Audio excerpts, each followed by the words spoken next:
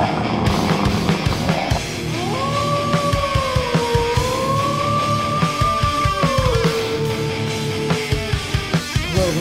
what's up? This is alertwolf bringing you another review. This one is of the Bible, episode 2, Exodus. Now, real fast, I didn't have time to finish my last review. There was so much information, and these 15 minutes are just not enough time. So I have to be so fast, so I'm sorry if my pace is going to be faster. Okay, I left off at Isaac. Isaac gets born. Ishmael and Hagar is vying for her son to be the head of the household, but it's promised to be, obviously it goes to the real wife and her son Isaac. So to prevent any type of bloodshed, they're told they go off into the wilderness, but the only reason why he allows them to go is God assures them that not only will they be fine, but God has promised to bless him and their descendants. Hence the Arab. Okay. So he lets them go. Time passes. Isaac gets bigger. Then one day, God tests Abraham by telling him to go make a sacrifice, and he's to sacrifice Isaac. He goes to sacrifice Isaac, even though it's heavy to his heart. And right at the last second before he kills Isaac, God provides a lamb and tells him he doesn't have to do it. That was the final test, and you are indeed worthy to be the, to create, to be the guy, basically. And the covenant's confirmed. We skip a lot of things. We skip the story of obviously Isaac's children, Jacob and Esau, Israel, all that, the formation of that. We skip that. We skip the story of Joseph, which is a huge story. We're just getting fast forward saying there was a famine. They went to Egypt, and then after a few hundred years, they've been enslaved. And that's the story of Moses. Now we start in the middle when Moses is an adult. He's a prince of Egypt. He finds out him and his cousin technically, or brother, are not. He finds out he's adopted basically, and he's an Israelite, because the guy who is supposed to be Pharaoh, who will be Pharaoh, doesn't like him. He even puts a cut on him. So then he goes and tries to live his life as a slave for a second to see how it is. He ends up killing a slave guy who beats a slave. Now the penalty for this is death. People know it's him. He runs away and flees to the mountains, where he lives his life until the scene of the burning bush. The burning bush, by the way, looks amazing, and it really does, and it looks great, beautiful, and there you go. The only thing, there's a little wording differences, which are a little different. The whole say I am sent you really isn't said, just say God sent you said. It's a little different. It lacks the power. The other way is a little more accurate, but whatever. Then we go, he convinces his people. Now what we don't see is any of the miracles of the staff get left out. What I mean is God gives the staff the ability to turn into a snake to show people. When he visits Pharaoh, him and his brother eventually go to visit Pharaoh, let my people go. Pharaoh says no. Now, there are a couple of things that disturb me about the scene. First, they left out, again, the snake thing, because what happens is, to test to see if he really has the power of God, their sorcerers test him. So Moses turns his staff into a snake, which should have been there. They turn their staff into a snake, but Moses' staff eats their staff, thus proving who's the more powerful God. But that whole scene is left out. Then the plagues start. But every time Moses sees Pharaoh, he's roughed up on the way out. I don't know where the heck they got this from. This is a definite no-no. That never happened. At least not in any interpretation that I know of. Because God wasn't allowing Pharaoh to pretty much touch him. And if Pharaoh was having him beat every time he came in, why not just kill him? None of that makes any sense. These people would have been fearful of Moses, because he's bringing about plagues upon their people. So the cool, they do show the water into blood thing in the Nile with them bathing. I thought that was very cool. One thing that one thing you have to understand is, I feel like no project has ever shown the scope of these plagues. You have to understand that Exodus, you have to understand that Egypt at the time was the largest, or if not one of the largest, if not the largest empire on the planet. They had colonies and cities everywhere. People just tend to think that it's one place, one city, and that's it. No.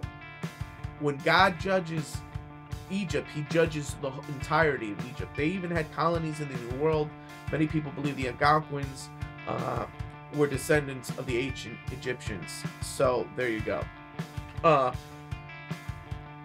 So that being said, that and, like, for example, the plague of the water in the blood, all the water turned to blood, even the water in jars. So there you go. Then the story keeps going. We get to the final plague, which they don't show you because it's Pharaoh's the one who says, I bring a plague. How about the firstborn of your children die? Blah, blah, blah. But he's like, you're going to bring that upon yourself. And we don't even get that. I wish they had Keith David say, and God hardened Pharaoh's heart, because that gets left out. The God specifically to show his power, harden Pharaoh's heart against this. This is important. It's a motivation in the Bible. It's in the Bible, but this was left out. I don't know why. So then, finally, it's time for the plague of death to happen.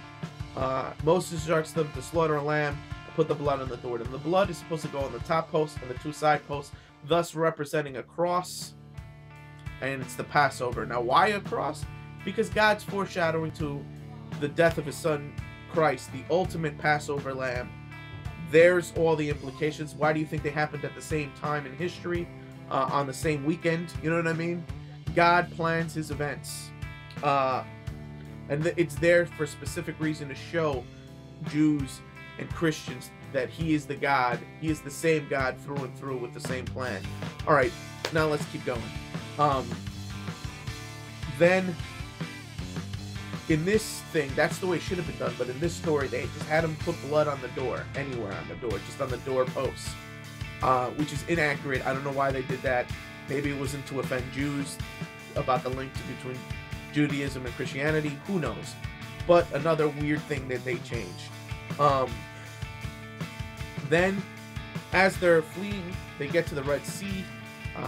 Then all of a sudden Pharaoh shows up with his chariots, rushes them. Moses parts the Red Sea, which is what you see right here. Awesome. They go. Now, here's another thing they've left out. Now, to prevent Pharaoh from getting, because there's no way they wouldn't, on chariots, catch up to them. To prevent them from catching them, God put a huge pillar of fire that blocked the way and separated the Pharaoh from his people. God literally had their back. Why they leave this out, I have no idea.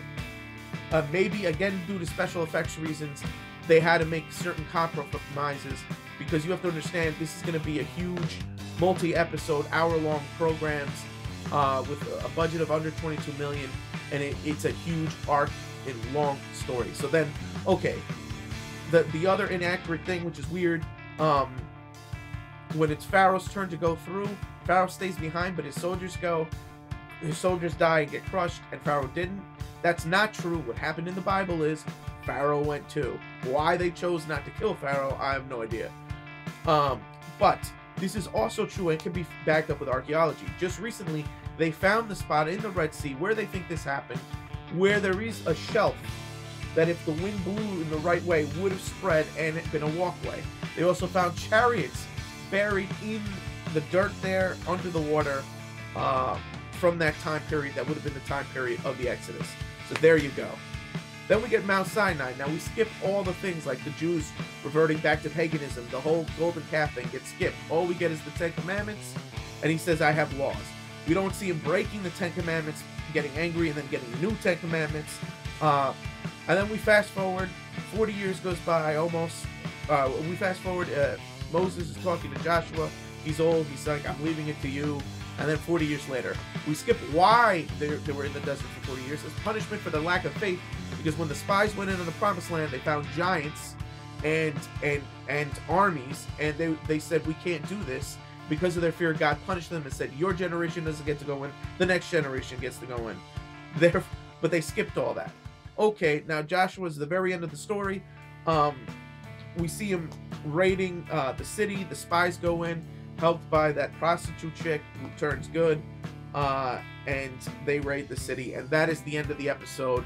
Ooh, I had to do this so fast. I'm so sorry for the speech and the manner and the quickness. Now, what do I say? Even with this tiny bit, and I really didn't put of indiscrepancies, because I understand they wanted to do it in a different way because it's been done before. This episode was amazing, well acted. I like the guy who played Moses. The effects were incredible, considering this is a TV show. It was about, it was about 80% accurate. It wasn't that it was inaccurate, it was that they left stuff out. So maybe 85% accurate, and really good. So all in all, I give this episode, again, another 5 out of 5. The first one was a 5. The whole thing, and I know I didn't really rate it in the last one. I didn't have the time. It was really short in time. So both episode 1 and 2 get a 5 out of 5 out of me. Amazing. I am looking forward to the next episode. So let's see. The next episode, I think it's called Homeland. I don't know if they're going to air it in 2 back-to-back episodes, or they're going to just do one at a time from now on. But either way, great, awesome. Sit down with your family, watch it. It's beautiful. It's great. I'm really proud of History Channel for putting something like this out. So this is Alert Wolf telling you to click it up if you like it, comment if you must. Please, please, please subscribe if you can. And this is Alert Wolf signing out.